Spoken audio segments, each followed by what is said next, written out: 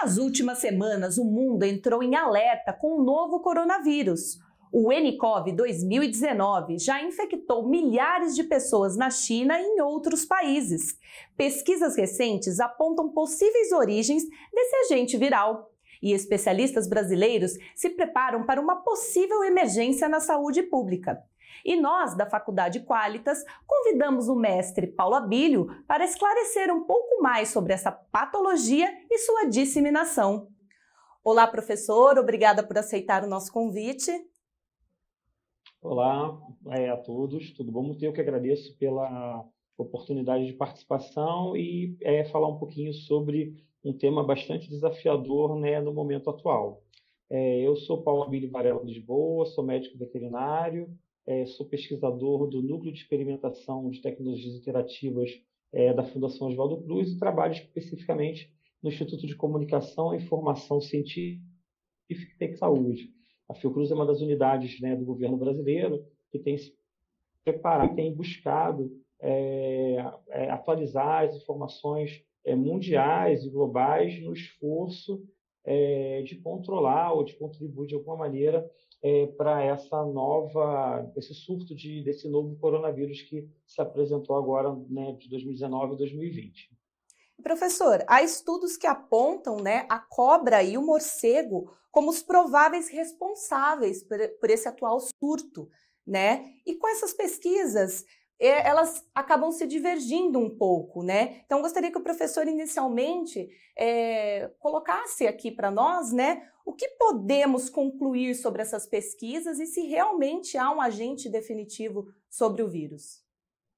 Bom, então, a gente ainda está numa fase ainda muito de pesquisa mesmo, né? Então, os trabalhos recentes, e aí é super importante a gente só comentar que existe um esforço global de que todas as publicações que estão sendo feitas agora, elas estejam em acesso aberto, para permitir que os pesquisadores, de alguma maneira, possam, né, se atualizar mais rápido e, com isso, a gente ter um olhar mais específico. Bom, o que a gente tem assim de mais recente, em termos de fato, é que esse coronavírus ele tem basicamente a mesma característica de coronavírus presentes em morcegos, e que provavelmente o morcego tenha sido um hospedeiro intermediário ou um reservatório para alguma outra espécie que ainda não conseguiu ser identificada como o principal transmissor para o homem. Então, a gente já sabe que os coronavírus, desde 2001, 2002, eles têm causado síndromes respiratórias em pessoas. O SARS, né, que é o síndrome da angústia respiratória sistêmica, era um coronavírus, ele foi associado a morcegos naquela ocasião. Isso foi mais ou menos em 2003. Depois tivemos a síndrome da angústia respiratória do Médio Oriente, que aconteceu ali no Oriente Médio, né, que foi causado também por morcegos e por dromedários. Na verdade, as pessoas se infectaram a partir de camelos e dromedários, e esses camelos e esses dromedários eles se infectaram a partir de morcegos que tinham o coronavírus como reservatório.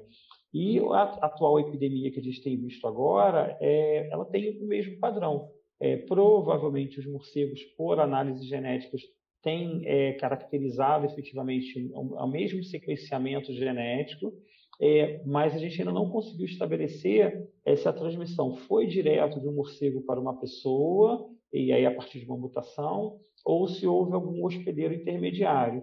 Acreditamos, né, os estudos apontam que provavelmente o morcego é o reservatório, né, e provavelmente ele transmitiu para alguma espécie silvestre, e essa espécie silvestre pode ter sido a transmissora para o homem a partir daquele mercado chinês que a gente tem tido notícia.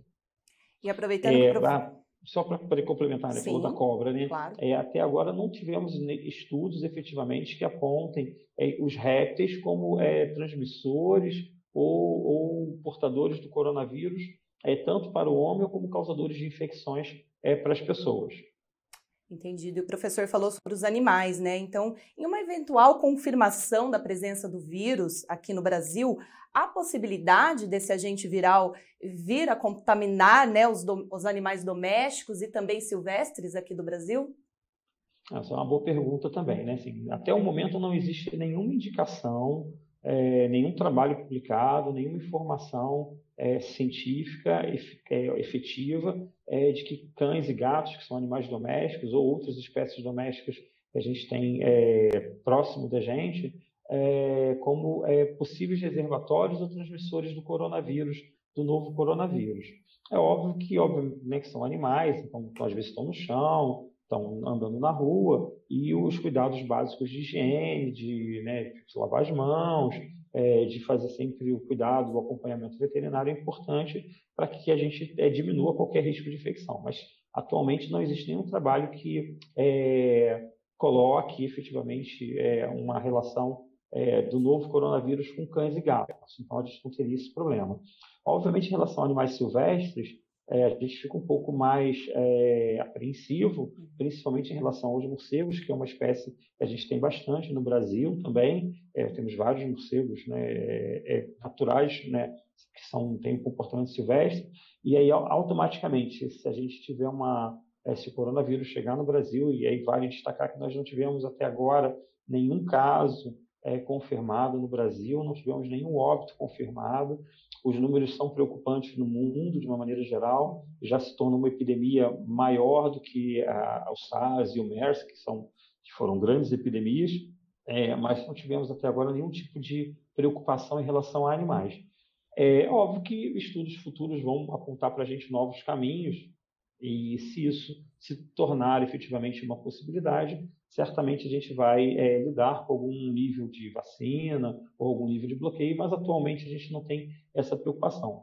Vale destacar que o coronavírus, né, assim, a família coronavirídea, né, ela já são vírus que são naturalmente presentes em aves e mamíferos. Então, de uma certa maneira, a grande maioria das espécies já teria naturalmente uma resistência ou anticorpos, né, para novos coronavírus. Então, a gente acredita que talvez essa epidemia ela não terá os animais como um foco efetivo de disseminação. Atualmente, a infecção, né, o surto de coronavírus que está acontecendo no mundo, ele tem sido transmitido de pessoas para pessoas. Então, a nossa preocupação é exatamente a transmissão interpessoal e não interespécie. Professor, e quais são os procedimentos de emergência, né, que deverão ser seguidos caso esse vírus venha a ser introduzido aqui no Brasil?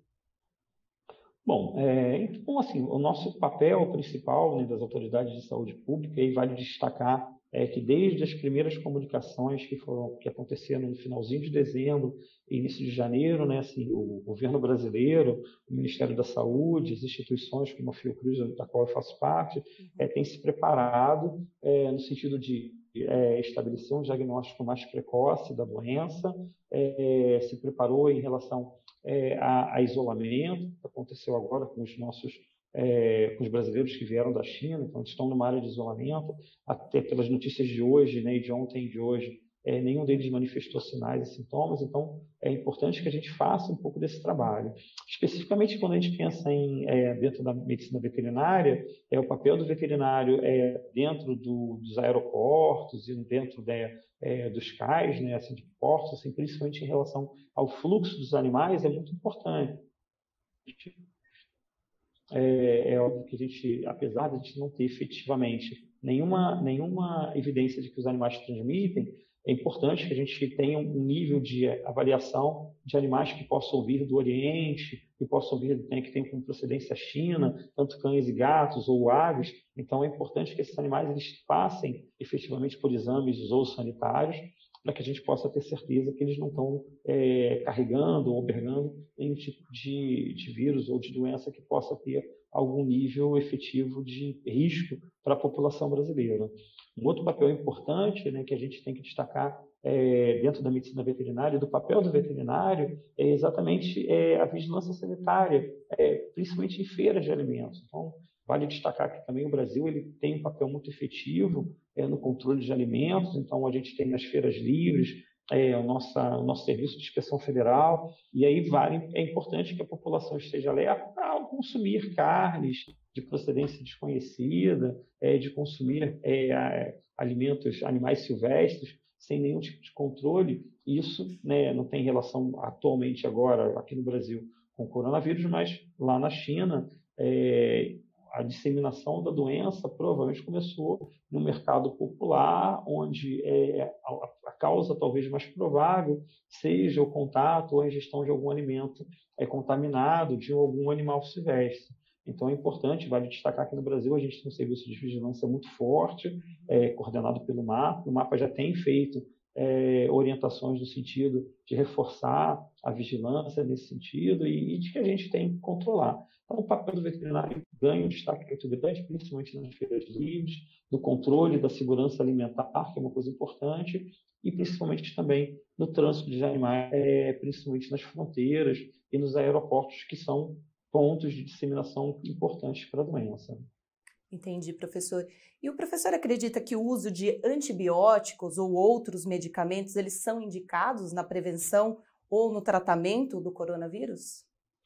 Então, isso é um assunto bastante importante também, que a gente tem que destacar, que também não existe evidência, né, de que o uso do antibiótico ele, seja importante para controlar o coronavírus e muito mais como prevenção. Antibióticos são substâncias, né, desenvolvidas para o tratamento de curar infecções bacterianas, e as doenças virais elas não devem ser tratadas. A Organização Mundial de Saúde tem alertado bastante nos últimos anos. Tem até um documento que foi elaborado em 2018 para 2019 sobre resistência bacteriana e que fala exatamente do uso exagerado de antibióticos tanto por pessoas como por animais. Então, é importante que a gente não faça uso indiscriminado. Não existe evidência de que o antibiótico seja uma forma curativa de qualquer infecção por coronavírus. E é importante que, na evidência, na dúvida de um quadro clínico, tanto do seu animal ou de uma pessoa, que você procure um posto de saúde, que você procure um profissional especializado, e somente um médico ou um veterinário terá a possibilidade, efetivamente, de prescrever algum tipo de medicação adequada, se for uma infecção viral, para o controle da infecção viral, e se for uma infecção bacteriana, um antibiótico específico para essa infecção. Usamos antibióticos demais, de maneira não controlada, e isso representa um risco de resistência e de cepas de bacterianas multiresistentes, e aí isso é muito importante que a gente realmente não faça tratamento, não use nenhum tipo de antibiótico sem a indicação real de um médico ou de um veterinário. Excelente, professora. Nós agradecemos a sua participação. Então, eu que agradeço a vocês, né? Só vale destacar assim, que essa realmente assim, é uma epidemia que tem envolvido muito a área de saúde pública mundial, mas, volto a falar, não temos casos no Brasil, não temos preocupação ainda, estamos em estado de alerta, que esse é o nosso dever como instituição pública em defesa da saúde e nosso papel como veterinário na orientação adequada das pessoas. Agradeço a participação, é um tema bastante importante para a gente poder sempre estar alerta e debater. E esse foi o professor Paulo Abílio para a Faculdade Quálitas, referência em medicina veterinária. Até a próxima!